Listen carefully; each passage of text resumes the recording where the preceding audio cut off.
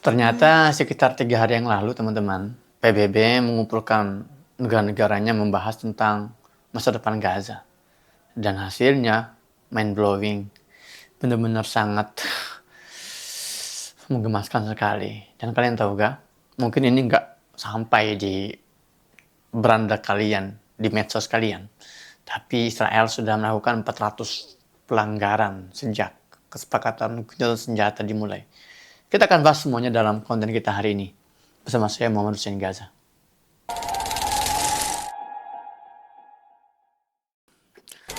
Assalamualaikum warahmatullahi wabarakatuh. Teman-teman, apa kabar semuanya? Kembali lagi bersama saya Muhammad Hussein Gaza di channel Muhammad Hussein Gaza. Teman-teman, saya nggak tahu harus mulai dari mana ya, tapi kalau kalian saat ini merasa bahwa kita sedang dalam kondisi baik-baik saja, kalau dunia ini sedang dalam kondisi baik-baik saja, maka selamat. Itu berarti penjajah Barat ini telah berhasil memenangkan pertempuran yang kita adalah korbannya. Karena saya selalu menyampaikan di beberapa kesempatan dan termasuk konten-konten saya di YouTube bahwa kita ini dalam kondisi perang loh. Perang ekonomi, perang hiburan, perang ideologi, perang pendidikan, perang medis dan sebagainya. Namun dalam konteks kita hari ini kita adalah korban. Dan ya agresornya atau opresornya itu ya Amerika dan negara-negara barat. Dan saya sudah sering sampaikan bahwa keberhasilan puncak sebuah penjajahan bukanlah ketika mereka berhasil menghabisi korbannya atau kita. Bahwa kesuksesan tertinggi sebuah penjajahan bukanlah ketika mereka berhasil membumi hanguskan korbannya. Tapi keberhasilan puncak sebuah penjajahan adalah ketika mereka berhasil meyakinkan para korban alias kita bahwa kalian tidak terjajah. Dan itu yang kita rasakan hari ini. Kita hidup seolah tenang, damai, tentram. Tapi kita ketika menghadapi kesulitan-kesulitan ini kadang kita hanya menunjuk pemerintah, menunjuk ya sistem dalam negara kita, menunjuk 1-2 variabel-variabel yang sebetulnya itu bukan decision maker.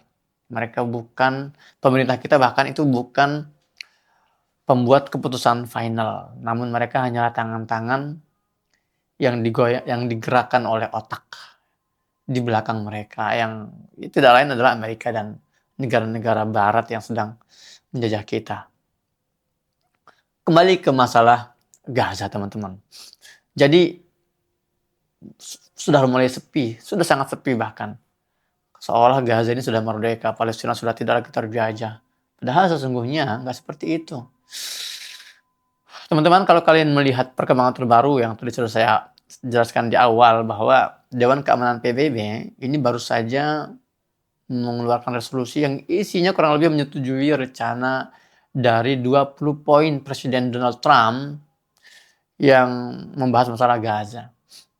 Jadi Donald Trump ini mendukung atau PBB ini mendukung pembentukan pasukan stabilisasi internasional dan membuka kemungkinan jalur menuju kedaulatan dari negara Palestina. Namun mereka memiliki target tertentu, harus terpenuhi nih agar Palestina ini bisa mendapatkan kemerdekaannya. Ada namanya pemerintahan transisi. Itu yang disampaikan dalam Trumpis atau proposal damai Trump yang beberapa hari yang lalu tanggal 17 November itu dibahas lagi oleh PBB, dan mereka kurang lebih kita bisa katakan mengadopsi pemikiran dari Trumpis tersebut.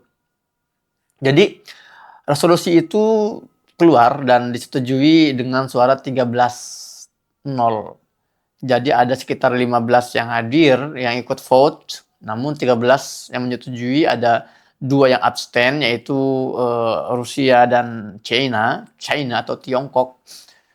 Intinya resolusi itu memberikan Trump kendali tertinggi atas Gaza, dan rencana itu juga menetapkan Dewan Perdamaian yang akan mengawasi pasukan penjaga perdamaian multinasional dan Komite Teknokrat Palestina di Gaza, serta akan ada juga pembentukan kepolisian lokal selama periode kurang lebih 2 tahun atau sampai 2027. Teman-teman, sulit bagi saya untuk tidak melihat pola ini bekerja dengan sangat halus. Gaza lagi-lagi diperlakukan seperti ruang kosong yang siap diatur dari luar. Nah, terus rakyat Palestina hanya menjadi penonton dalam urusan tanah mereka sendiri. Kocak sebetulnya. Resolusi ini bicara tentang stabilisasi, rekonstruksi, dan pengaturan keamanan. Memang terdengar rapih, terdengar niat yang baik, tapi justru disitulah letak masalahnya.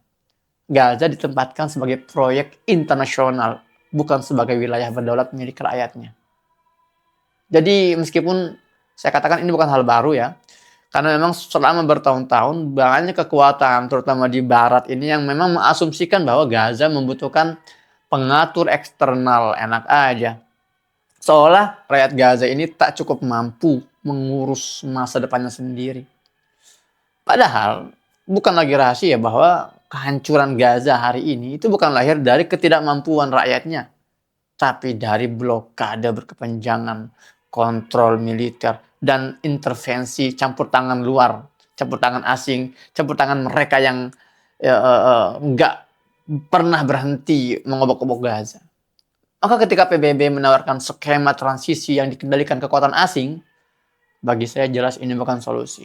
Tapi ini adalah perpanjangan pola kolonial yang dibungkus dengan gaya diplomasi yang rapih dan menipu. Mengatur keamanan Gaza tanpa melibatkan Gaza, oh nonsens sekali. Nggak bisa diterima itu. Bagaimana mereka mau menyatukan masa depan Palestina tanpa menghadirkan Palestina itu sendiri? Jadi seperti mereka sedang mencetak blueprint, cetak biru perdamaian yang terlihat damai, tapi dibangun di atas pengabaian suara pemilik tanah, warga Gaza itu sendiri. Penjajah ini berhasil berlaga seperti pahlawan, padahal aslinya dia adalah kepala setan itu. Ngeri banget memang, sangat halus. Realitasnya sederhana teman-teman. Gaza ini adalah Palestina, bagian dari Palestina. Gaza bukan properti internasional, dan masalah ini nggak ada perdebatan gitu loh. Jadi jangan kalian mengira bahwa masalah Gaza ini selesai hanya cukup dengan menghentikan perang atau genosida. Lagi-lagi saya ingin tegaskan yang terjadi di Gaza 2 tahun terakhir ini bukan perang, tapi genosida. Teman-teman, Gaza ini butuh hak untuk menentukan nasib sendiri atas tanah mereka. Selama hal ini belum terpenuhi, maka tidak ada yang namanya penyelesaian jangka panjang. Tanah itu punya pemilik. Gaza itu milik rakyatnya. Jadi solusi apapun yang akhirnya mengecilkan suara rakyat Palestina itu sudah cacat sejak awal. Dan saat dunia menganggap bahwa penjajahan itu normal, maka disitulah penjajahan sebenarnya sudah menang. Teman-teman, contoh aja deh. Kita selama ini digiring untuk meyakini bahwa genosida sudah selesai. Serangan sudah berhenti. Itu semua adalah ilusi kalau kita mau melihat kondisi Gaza hari ini. Kalian tahu nggak? Sejak tercapainya kesepakatan gencatan senjata, ini sudah berjalan hampir 3 bulan, yang terjadi Israel terus melakukan pelanggaran demi pelanggaran. 400 pelanggaran dilakukan oleh Israel. Mereka membombardir wilayah yang mereka sebut zona kuning. Zona kuning ini zona masih dalam Gaza, wilayah Gaza, namun memang dikuasai oleh Zionis. Dan ini bagi mereka adalah tempat perang, tempat genosida yang belum selesai. Nah, perlu kita memahami ini teman-teman.